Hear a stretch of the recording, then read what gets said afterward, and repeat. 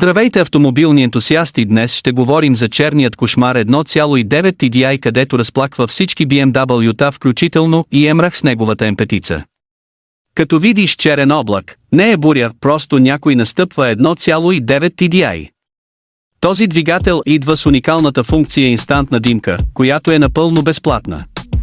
Особено ефектно изглежда, когато настъпиш газта пред перфектно бялата кола на някой богаташ. 1.9 TDI е като студентски град на колела, всеки може да го направи малко по-бърз и малко по-мощен с един чип. Всеки втори човек има приятел, който го разбира и дава поне и 2.0 коня на цената на 2 дюнера. Ако чуеш звук, наподобяващ трактор на смесители за бетон, значи си близо до класически 1.9 TDI. Легендата гласи, че този звук може да събуди мъртвите и да изплаши съседите, дори и техните кучета. 1.9 TDI е двигателят, който ще надживее всички нас и дори ще се смее, когато остане само ръждата от колата около него. Превърнал се в символ на завръщането на мъртвите, винаги работи, независимо от възрастта си. Малко дим никому не пречи, особено когато става въпрос за 1.9 TDI. Този двигател е истинският талисман на въглищните електроцентрали. Когато натиснеш газта, отпушваш индустриалната революция в миниатюра. Всеки собственик на TDI тайно мечтае за облачен ден, защото димът отзад просто се слива с атмосферата. Ако трябва да стигнеш на време до сватба или погребение, 1.9 TDI е твоят верен помощник с мощния си въртящ момент. Той прави чудеса по наклоните, дори бабите с бастуни ще ти се поклонят. Но не забравяй, маслото не е просто течност, а начин на живот.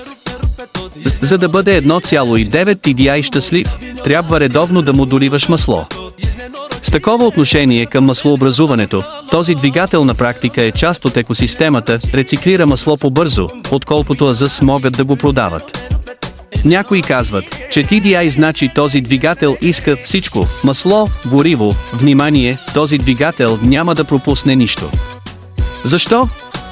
Защото му трябва нещо да запълва времето между тръкането и правенето на димни завеси. Класическата песен на 1.9 TDI – Дизел. Хаос. Мелодията на тръкането, смесена с малко съскане на турбелто и с аромат на дизел, е като класическа музика за автомобилни ентусиасти. Няма нужда от радио, просто остави прозорците отворени и се наслади. Дори и на 900 000 км, казва човек, аз съм едва на средата.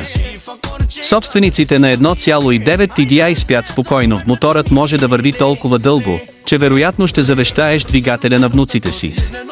Може да не е най-модерният, но знаеш, че когато стане апокалипсис, само 1.9 TDI ще си остане да тръка щастливо в пустоща. И накрая 1.9 TDI е като Лили Иванова, никога не остарява. Ха-ха-ха. Последвайте ни за още интересни клипове и факти.